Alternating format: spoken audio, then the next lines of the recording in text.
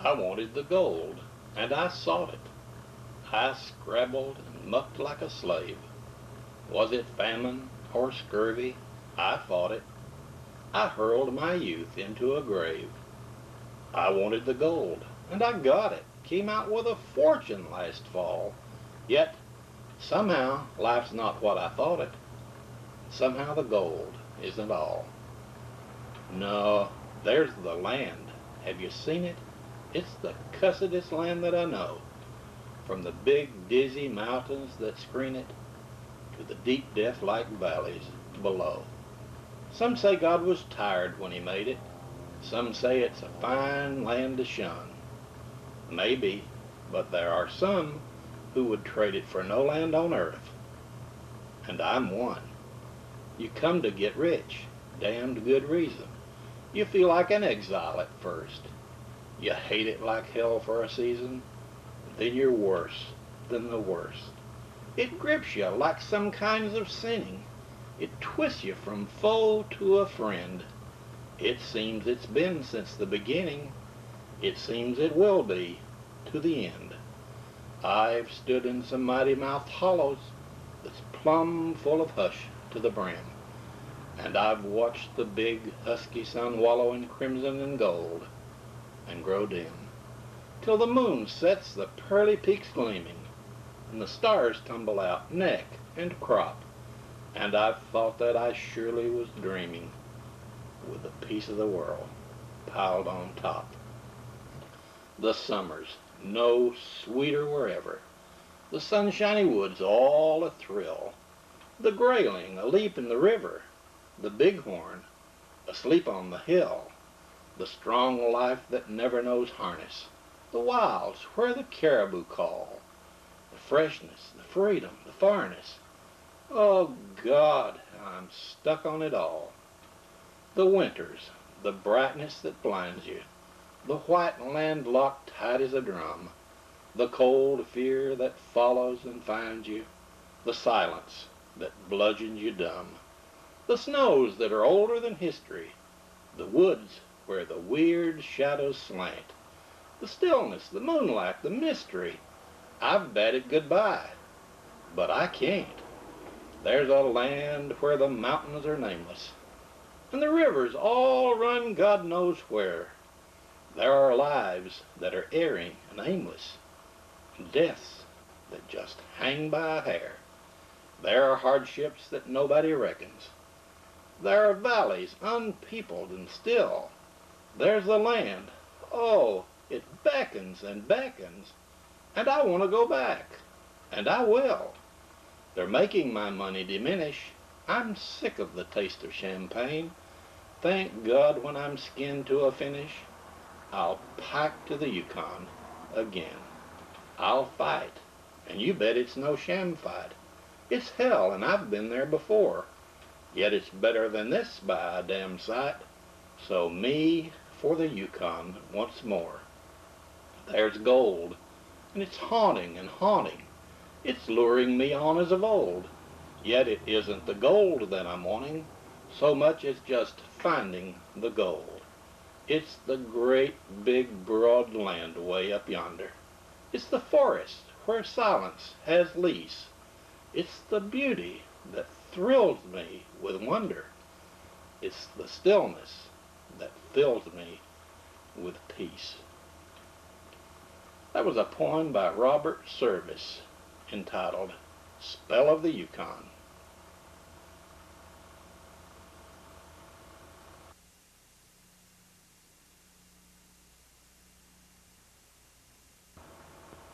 Stuart Hamlin sometimes imitated Robert Service, and with some success. This is his poem entitled Big Wicked Bill. Sometimes, in the hush of an evening, when the winds have grown tired and are stilled, by the fire I sit dozing and dreaming, letting memory bring back what she will. She often folds back the curtain of time, and my heart grows warm when I see a sled running light over glistening snows, just as real as it used to be. I hear the cry mush as a whip licks out and cracks like the shot of a gun. A Malamute team coming straight toward me, 8 dogs and all on the run. The leader is big and he comes running low, pulling that sleigh with a will. Time doesn't condemn them, and with 'em my lead dog, Big Wicked Bill. The driver seems worried as he hurries his team, and in fear he keeps looking back. But as night closes in, he hears it again, the cry of a killer wolf pack. Then the northern lights come out to play. Like fingers they feel for the skies, and the driver screams mush to his weary team. You mush, or we've all got to die. The moon looks down on that race of death at the wolf pack closing in, and the driver knows if his lead dog falls, the battle is over for them. Till his rifle is empty, he drives them back, and unafraid, they move in for the kill. Then helpless, he knows that his own life depends on the fangs of Big Wicked Bill. And still running strong, Big Bill fights them off, right up to the cabin door. And when I get him inside, I soon realize Big Bill won't fight anymore. Wicked I had named him when he was a pup, wicked 'cause he loved so to fight. And because he had fought off that killer wolf pack, I had lived through a horrible night. If you've never owned a big Malamute, perhaps you don't understand that old longing I get, especially at night, to hold his big head in my hands.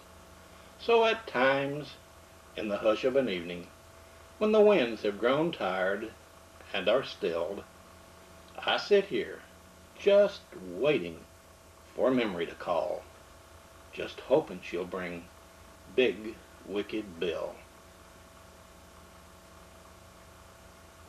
The spell of the Yukon, as well as the next 3 poems I'm going to do, was written by Robert Service when he lived in Dawson City in the Yukon Territory around the turn of the century. The next one, The Shooting of Dan McGrew, is a poem that I never understood until I memorized it. And it might help a little bit if you understand the setting. The setting is in a saloon, and of course there's the saloon crowd. There's a piano player, there is the gambler, there is the barmaid, and there is the miner. And it goes something like this. A bunch of the boys were hooping it up in the Malamute saloon.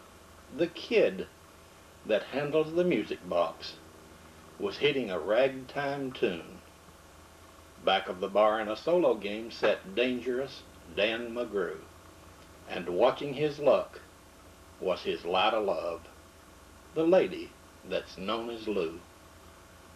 When out of the night which was 50 below, and into the din and the glare, there stumbles a miner fresh from the creeks, dog dirty and loaded for bear. He looked like a man with a foot in the grave, and hardly the strength of a louse, yet he tilted a poke of dust on the bar and called for drinks for the house. There was none could place that stranger's face, though we searched ourselves for a clue. But we drink his health, and the last to drink was dangerous Dan McGrew. There are men who somehow just grip your eyes and hold them tight like a spell.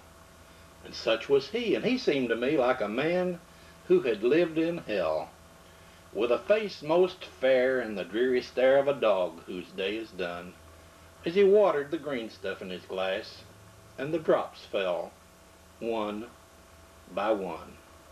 Then I got to figuring who he was and wondering what he'd do, and I turned my head, and there, watching him, was the lady that's known as Lou. His eyes went rubbering round the room, and he seemed in a sort of a daze, till at last that old piano fell in the way of his wondering gaze. The ragtime kid was having a drink. There was no one else on the stool, so the stranger stumbles across the room and flops down there like a fool. In a buckskin shirt that was glazed with dirt he sat, and I saw him sway. Then he clutched the keys with his talon hands, and God, how that man could play. Were you ever out in the great alone when the moon was awfully clear, and the icy mountains hemmed you in with a silence you most could hear, with only the howl of a timber wolf, and you camped there in the cold, a half-dead thing in a stark dead whirl, clean mad for the muck called gold, while high overhead, green, yellow, and red, the north lights swept in bars? Then you've a hunch what the music meant. Hunger, and night, and the stars. And hunger, not of the belly kind that's banished with bacon and beans, but the gnawing hunger of lonely men for a home and all that it means. For a fireside far from the cares that are, four walls and a roof above, but oh so crammed full of cozy joy and filled with a woman's love. A woman that's dearer than all the world and true as heaven is true. God, how ghastly she looks through her rouge, the lady that's known as Lou. Then on a sudden the music changed, so soft that you scarce could hear, and you felt like your life had been looted clean of all that it once held dear, that someone had stolen the woman you loved, and her love was a devil's lie, that your guts were gone and the best for you was to crawl away and die. 'Twas the crowning cry of a heart's despair, and it thrilled you through and through. I guess I'll make it a spread misery, said dangerous Dan McGrew. The music almost died away. Then it burst like a pent-up flood, and it seemed to say, repay, repay, and my eyes were blind with blood. The thought came back of an ancient wrong, and it stung like a frozen lash, and the urge arose to kill, and the music stopped with a crash. And the stranger turned, and his eyes they burned in a most unusual way. In a buckskin shirt that was glazed with dirt, he sat, and I saw him sway. Then his lips turned in a sort of a grin, and he spoke, and his voice was calm. Now, boys, says he, you don't know me, and none of you care a damn, but I'm here to state, and my words are straight, and I'll bet my poke they're true, that one of you is a hound of hell, and that one is Dan McGrew. I ducked my head and the lights went out, and two guns blazed in the dark. A woman screamed and the lights came up, and two men lay stiff and stark. Pitched on his head and pumped full of lead lay dangerous Dan McGrew, while the man from the creeks lay clutched to the breasts of the lady that's known as Lou. These are the simple facts of the case, and I guess I ought to know. They say the stranger was crazed with hooch, and I'm not denying it so. I'm not so wise as those lawyer guys, but strictly between us two, the woman that kissed him and pinched his poke was the lady that's known as Lou.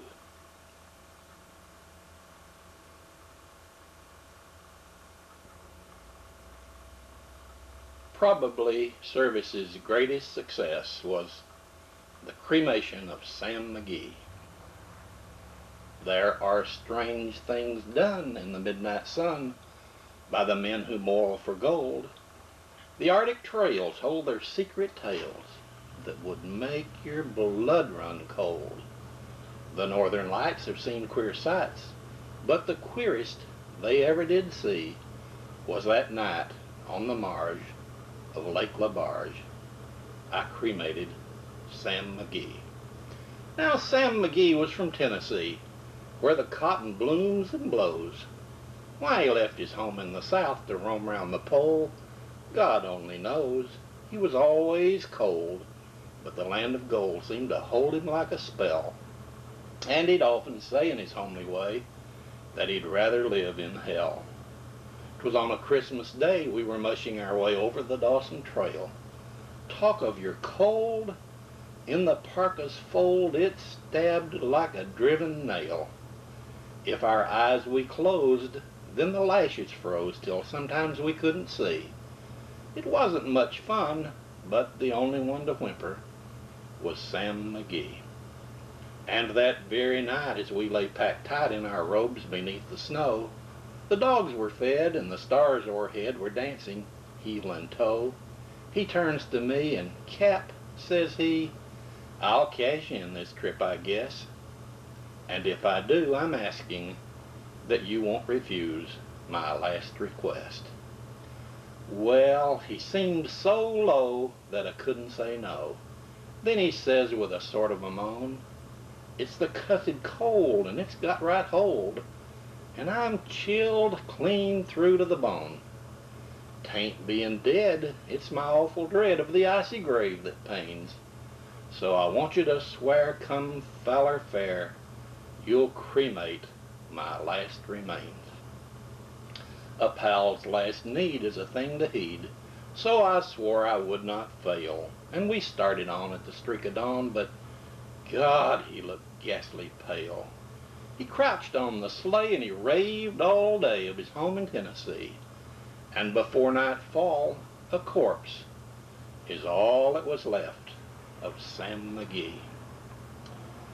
There wasn't a breath in that land of death, and I hurried, hard-driven, with a corpse half hid that I couldn't get rid because of a promise given.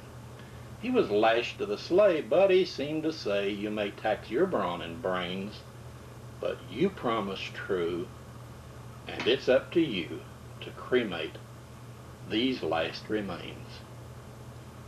A promise made is a debt unpaid, and the trail has its own stern code.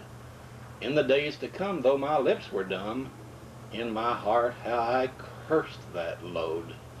In the long, long night o'er the lone firelight, while the huskies, round in a ring, howled out their woes to the homeless snows, oh God, how I loathed the thing. And every day that quiet clay seemed to heavy and heavier grow, and on we went, though the dogs were spent and the grub was getting low. The trail was bad and I felt half mad, but I swore I would not give in, and I'd often sing to the hateful thing, and it hearkened with a grin, till I came to the marge of Lake LaBarge, and a derelict there lay. It was jammed in the ice, and I saw in a thrice it was called the Alice May. And I looked at it, and I thought a bit, and I looked at my frozen chum. "Now here," says I with a sudden cry, "is my crematorium." Some planks I tore from the cabin floor, and I lit the boiler fire. Some coal I found that was lying round, and I heaped the fuel higher. The flames just soared, and the furnace roared, such a blaze you seldom see. Then I burrowed a hole in the glowing coal, and I stuffed in Sam McGee. Then I made a hike, 'cause I didn't like to hear him sizzle so. And the huskies howled, and the heavens scowled, and the wind began to blow. It was icy cold, but the hot sweat rolled down my cheeks, and I don't know why. Then a greasy smoke in an inky cloak went streaking down the sky. I do not know how long in the snow I wrestled with grisly fear, but the stars came out and they danced about ere again I ventured near. I was sick with dread, but I bravely said, "I'll just take a peek inside. I guess he's cooked, and it's time I looked." And the door I opened wide, and there sat Sam, looking cool and calm, in the heart of the furnace roar. And he wore a smile you could see a mile, and he said, "Please close that door. It's warm in here, but I greatly fear you'll let in the cold and the storm. Since I left Plumtree, down in Tennessee, It's the first time I've been warm. There are strange things done in the midnight sun by the men who moil for gold. The Arctic trails do hold their secret tales, and they would make your blood run cold. The northern lights have seen queer sights, but the queerest they ever did see was that night on the marge of Lake LaBarge when I cremated Sam McGee. And now the one that makes old men homesick and sometimes want to cry. The three bears. That's right, the three bears. Ma tried to wash her garden slacks, but couldn't get them clean. And so she thought she'd soak them in a bucket of benzene. It worked all right. She wrung them out, then wondered what she'd do with all that bucket load of high explosive residue. She knew that it was dangerous to scatter it around, for Grandpa liked to throw his lighted matches on the ground. Somehow she didn't dare to pour it down the kitchen sink. And what the heck to do with it? Poor Ma just couldn't think. Then nature seemed to give the clue, as down the garden lot she spied the edifice that graced a solitary spot, their palace of necessity, the family joy and pride, enshrined in morning glory vine with graded seats inside, just like that cabin Goldilocks found occupied by three. But in this case, B-E-A-R was spelt B-A-R-E. A tiny seat for a baby bear, a medium for Ma, a full-sized section sacred to the bear of Grandpapa. Well, Ma was mighty glad to get that worry off her mind, and hefting up the bucket, so combustibly inclined, she hurried down the garden to that refuge so discreet, and dumped the liquid menace safely through the center seat. Next morning old Grandpa arose. He made a hearty meal and sniffed the air and said, "By gosh, how full of beans I feel. Darned if I ain't as fresh as paint.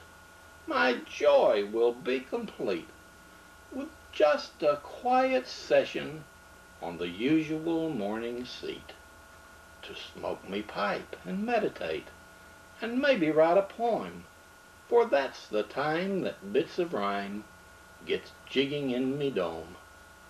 He sat down on that special seat, slicked shiny by his age, and looking like Walt Whitman, just a silver-whiskered sage.